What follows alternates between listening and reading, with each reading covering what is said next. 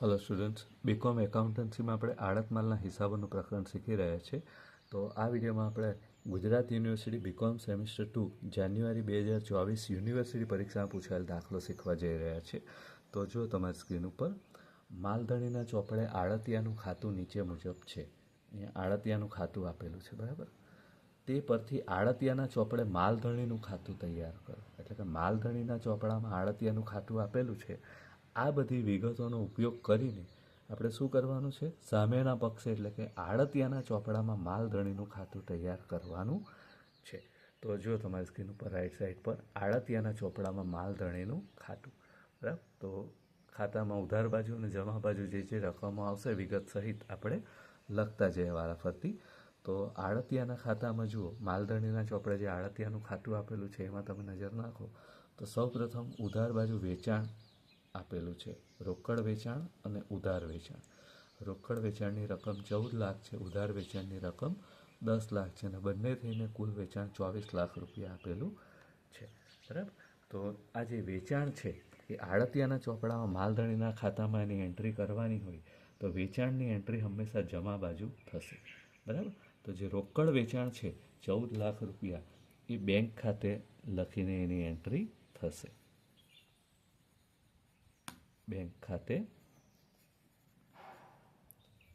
રોકડ વેચાણ,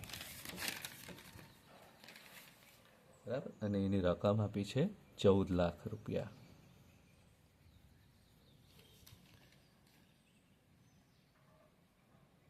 ત્યારબાદ ઉધાર વેચાણ જે છે 10 લાખ રૂપિયા. આ ઉધાર વેચાણ માલધણીના ખાતામાં લખાશે ખરું, પણ એ ઉધાર છે એટલે એના નાણાં દેવાદારો પાસે હજુ લેવાના છે, મળ્યા નહીં હોય. એટલે અહીંયા લખીશું દેવાદારો ખાતે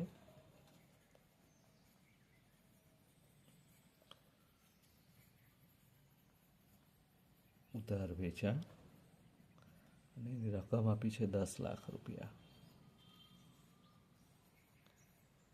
બરાબર. તો આ રીતે રોકડ વેચાણની પણ આપણે નોંધ કરી દીધી, ઉધાર વેચાણની પણ આપણે નોંધ કરી દીધી, બરાબર. તો ઉધાર બાજુની જે વિગતો હતી એની એન્ટ્રી આપણે કરી દીધી. હવે જમા બાજુ જોઈએ. લેણી હુંડી ખાતે એટલે કે આડતિયા તરફથી માલધણીને 10 લાખ રૂપિયાની હુંડી મળેલી છે એડવાન્સ રકમ પેટે. તો જ્યારે પણ માલધણીને હુંડી મળે, બરાબર, તો આડતિયાના ચોપડામાં માલધણીનું ખાતું બનાવતી વખતે આડતિયો શું કરશે? માલધણી ખાતે ઉધાર કરશે, કારણ કે માલધણીને હુંડી મોકલવામાં આવે એટલે માલધણીના ખાતામાં ઉધાર બાજુ એ લખશે. હવે અહીંયા માલધણી માટે લેણી હુંડી છે, પણ આડતિયા માટે કઈ હુંડી થશે? દેવી હુંડી. એટલે આડતિયો લખશે દેવી હુંડી ખાતે એડવાન્સ, બરાબર. એડવાન્સ રકમ પેટે આ 10 લાખ રૂપિયાની દેવી હુંડી આડતિયાએ માલધણીને મોકલી હશે. તો એ 10 લાખ રૂપિયાની દેવી હુંડીની પણ આપણે નોંધ કરી દીધી.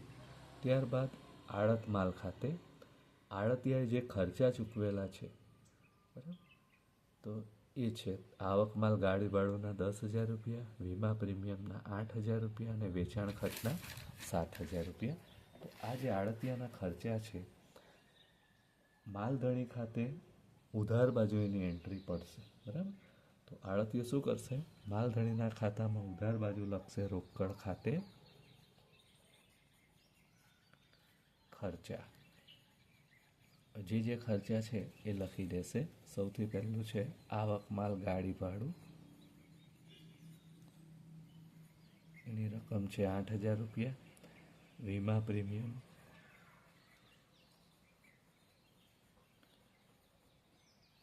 આવક માલ ગાડી ભાડુની રકમ 10,000 છે, વીમા પ્રીમિયમની રકમ 8,000 છે,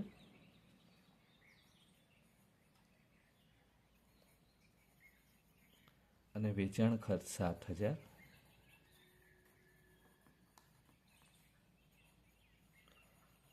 અને આ રીતે ત્રણ ખર્ચની રકમ થાય છે સરવાળો 25,000 રૂપિયા, બરાબર. તો આ ખર્ચાની પણ આપણે એન્ટ્રી કરી દીધી. ત્યારબાદ કમિશન. તો જુઓ, આડતિયાના ખાતામાં કમિશન લખેલું છે જમા બાજુ. સામાન્ય કમિશન 50,000 અને આસામી કમિશન 20,000, કુલ 70,000. તો આ જે છે કમિશન આડતિયો પોતાના ચોપડામાં માલધણીનું ખાતું બનાવે તો માલધણીના ખાતામાં ઉધાર બાજુ લખશે એટલે ઉધાર બાજુએ લખશે આડત ખાતે, આડત અથવા તો કમિશન બંને એક જ છે. કમિશન પણ લખી શકો, આડત પણ લખી શકો. તો બંને પ્રકારના કમિશનની એન્ટ્રી આવશે. સામાન્ય કમિશન અને આસામી કમિશન. સામાન્ય કમિશનની રકમ 50,000 રૂપિયા, આસામી કમિશનની રકમ 20,000 રૂપિયા અને બંને થઈને કમિશનની કુલ રકમ 70,000 રૂપિયા થાય છે. ચાલો, તો આ 70,000 રૂપિયા કમિશનની પણ એન્ટ્રી થઈ ગઈ. ત્યારબાદ આગળ જઈએ. ગાલખાત આડત માલ ખાતે, બરાબર. આડતિયાના ખાતામાં જમા બાજુ ગાલખાતની એન્ટ્રી થયેલી છે 5,000 રૂપિયાની. આ ગાલખાત જ્યારે પણ પડે તો આડતીય શું કરે? માલધણીના ખાતામાં આ ગાલખાત ઉધાર બાજુ નોંધશે, બરાબર. તો માલધણીના ખાતામાં ઉધાર બાજુ આપણે આ 5,000 રૂપિયાની ગાલખાત તરીકે એન્ટ્રી કરવી પડશે, બરાબર. અને ગાલખાત હંમેશા શામાંથી પડે? ઉધાર વેચાણ કરવામાંથી પડે, કારણ કે ઉધાર વેચાણ કર્યું હશે એટલે એની અંદરથી ગાલખાત પડી હશે.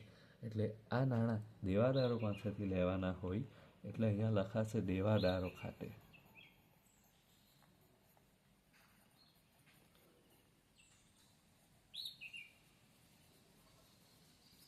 ગાલખાત 5,000 રૂપિયા.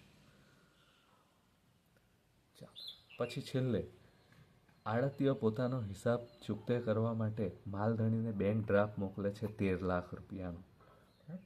તો આડતીય જ્યારે પણ બેંક ડ્રાફ્ટ મોકલે તો એ માલધણીના ખાતામાં ઉધાર કરશે. આડતીય જ્યારે પણ માલધણીને કોઈ નાણાં ચૂકવે માલધણીને ઉધાર જ કરે છે. જુઓ, સૌથી પહેલાં પણ આપણે જોયું, હુંડી મોકલી તો માલધણીના ખાતામાં ઉધાર કર્યું. તો અહીંયા બેંક ડ્રાફ્ટ મોકલે તો એ પણ ઉધાર બાજુ જેની એન્ટ્રી થવાની છે, બરાબર. એટલે ઉધાર બાજુ આપણે લખીશું બેંક ખાતે બેંક ડ્રાફ્ટ. કેટલા રૂપિયાનો બેંક ડ્રાફ્ટ મોકલ્યો? 13 લાખ રૂપિયાનો. ચાલો, તો 13 લાખ રૂપિયાનો બેંક ડ્રાફ્ટ પણ મોકલાઈ ગયો. હવે આપણે સરવાળો કરીએ બંને બાજુનો. તો જમા બાજુનો જે સરવાળો છે, બરાબર, 24 લાખ રૂપિયા થાય છે. અને ઉધાર બાજુનો સરવાળો કરીએ તો ઉધાર બાજુનો સરવાળો પણ 24 લાખ રૂપિયા થાય રહે છે. એટલે આપણો જે જવાબ છે બેંક ડ્રાફ્ટ મોકલવાનો 13 લાખ રૂપિયા એ સાચો થાય છે. તો આ રીતે આડતિયાના ચોપડામાં માલધણીનું ખાતું તૈયાર થશે. પ્રશ્નમાં જે માહિતીઓ આપી હોય એનો ઉપયોગ કરીને આપણે આ રીતે માલધણીનું ખાતું બનાવી શકીએ.